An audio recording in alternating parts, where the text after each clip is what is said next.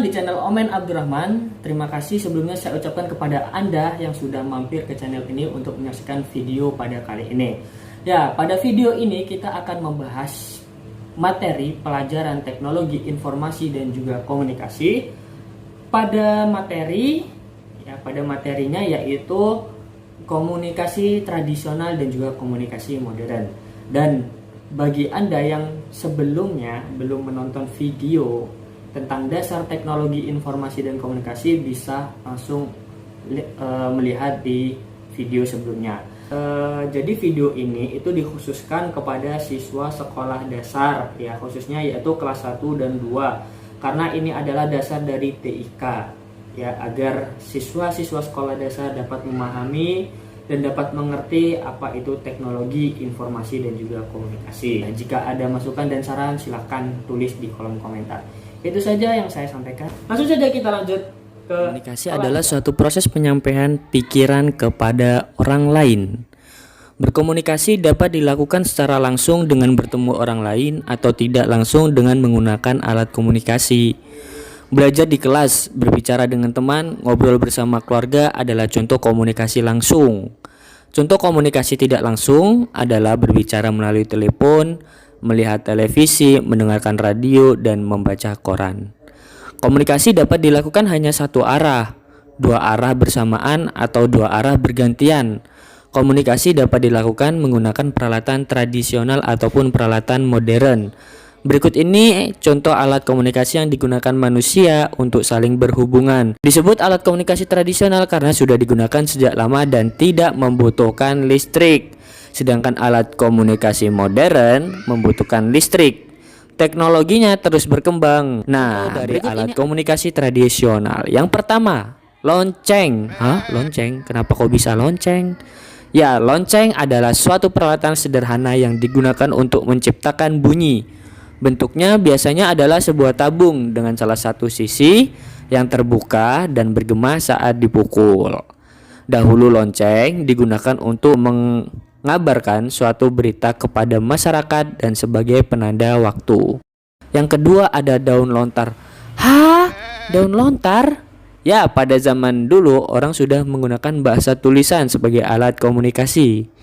Kegiatan surat menyurat di Indonesia sudah dimulai sejak masa Kerajaan Kutai, Tarumanegara, Pajajaran, Majapahit, Sriwijaya, dan Mataram.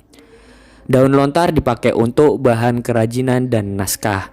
Yang lazim digunakan untuk menulis di masa itu adalah daun lontar. Yang ketiga ada kentongan. Ya, mungkin kita udah sering sekali ya melihat kentongan, mungkin di waktu malam takbiran ataupun malam Idul Fitri. Nah, di sini kentongan dikenal sebagai salah satu sarana komunikasi tradisional. Kentongan digunakan untuk memberitahu warga atau masyarakat bahwa telah terjadi sesuatu. Jadi kentongan itu sama saja dengan lonceng ya. Sama-sama dipukul. Kemudian ada asap. Nah, asap ini termasuk alat komunikasi tradisional. Alat komunikasi ini biasa digunakan untuk mengirimkan suatu pesan rahasia pada teman ataupun lawan. Orang-orang zaman dahulu juga memanfaatkan asap sebagai media komunikasi. Asap dibuat dengan api unggun. Kelima, peluit. Peluit hingga sekarang masih banyak digunakan, terutama polisi atau panitia olahraga. Peluit digunakan untuk memulai atau menghentikan suatu peristiwa. Tidak perlu berbicara sekuat mungkin. Cukup meniup peluit maka semua acara dimulai atau telah usai. Alat komunikasi modern. Yang pertama ada telepon. Salam, iti copo yo lek, iti atu yo, culo. Oh, ton talo. Apa to epon. Tak seneni makmu ta, tulingan epon. Telepon merupakan alat komunikasi yang dapat mengirimkan pembicaraan melalui listrik. Dengan menggunakannya, kita bisa berkomunikasi secara lisan dengan seseorang berjarak jauh. Telepon pertama kali diciptakan oleh Alexander Graham Bell pada tahun 1876.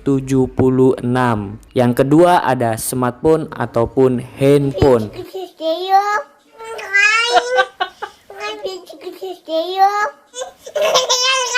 Ya, ini tidak asing lagi bagi kita ya, karena saat ini kita sering kali menggunakan alat ini untuk kebutuhan sehari-hari. Handphone merupakan salah satu teknologi komunikasi yang saat ini marak digunakan masyarakat Indonesia.